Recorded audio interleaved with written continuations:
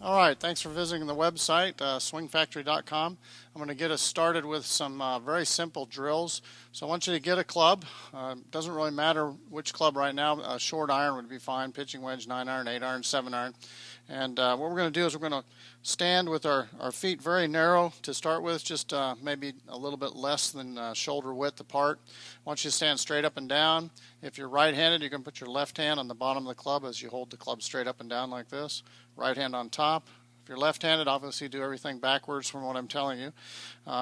We're going to turn our left foot open just a little bit. That's going to make it easy for us to rotate through and face the target.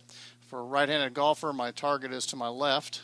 So I'm going to turn to my left, just like this. And the secret to this drill is to feel like you're coming up with your right knee onto the tiptoe of your right foot. The reason why we turn that left foot open is so that we can stand up and be tall and straight on our left leg. This is a very simple drill. I call it the turn-up drill. And I have another drill that's similar. It's the exact same thing, except for I want you to make it a little bit more brisk. So what we're going to do is we're going to pretend like we have cymbals on the inside of our knees. We're going to slam the right cymbal into the left cymbal. And that's going to make it a little bit more brisk or quick motion.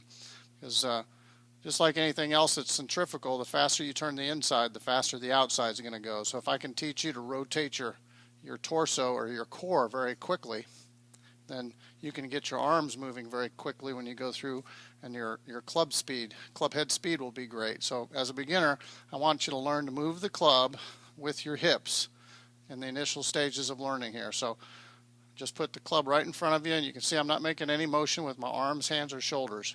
I just want to rotate through and slam the right cymbal into the left cymbal as I turn to the left. Now if you look at me from this view here, you can see I am standing straight up and down. When I turn to the left, my left leg does straighten. My right knee comes in very close. You don't have to pinch them together, but come right up there and let your right knee come right up next to your left knee. All right? And from this view here, again, you can see when I rotate through, don't overturn your shoulders, because that'll pull this right foot open just like that. So if you're doing too much with your shoulders, and I see that quite a bit, a lot of people will try to get their right shoulder up here to get their knee to move. I want you to pay attention to make sure you get that knee all the way up on the tiptoe just like that. Once you get that set up going the way we want to, I want you to just put the club down here and hold it straight out from your belly button. You can even choke down on the club a little bit so you're not all the way holding the whole length of the club. And then practice doing the exact same motion. Don't take a backswing. You're just going to make that club head move by rotating through with your right hip and your right knee.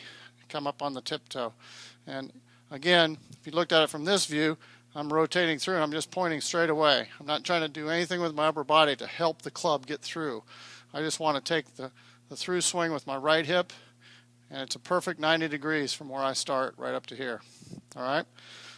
Now, we're going to take the club down, and we're going to do a little tiny backswing.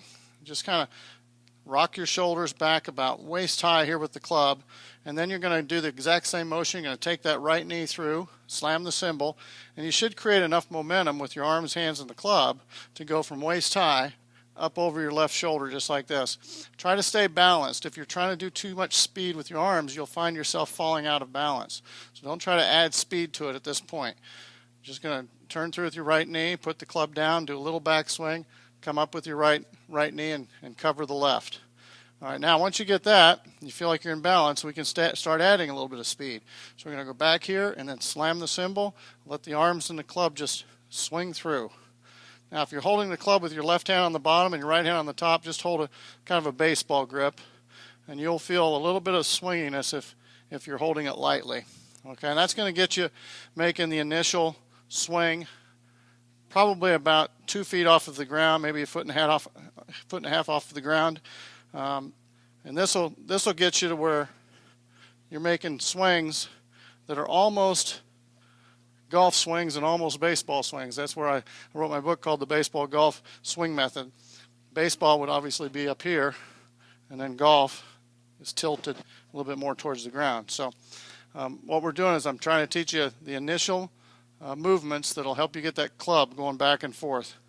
All right, so now we're going to tilt forward just a little bit, and you're going to be facing the ground, and you can come back up on the top of the grip, and then you can start doing your backswing from right here down at the ground. Tilt it a little bit. We're going to go back and then touch the right knee to the left. If you do this, this will get you going with your first swings and practice swing. Try not to hit a lot of golf balls yet. And I think you need to go through my other drills for beginners and make sure you're moving the club back and forth correctly, using the correct core muscles. Not so much work with the arms and hands. That's what I see too many beginners.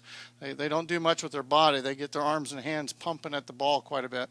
I want you to stay away from that. Learn how to move the club with your core muscles, your hips and your legs moving correctly, and then allow that to carry over to help you swing efficiently with your arms, hands, and shoulders so that they're not doing too much. All right?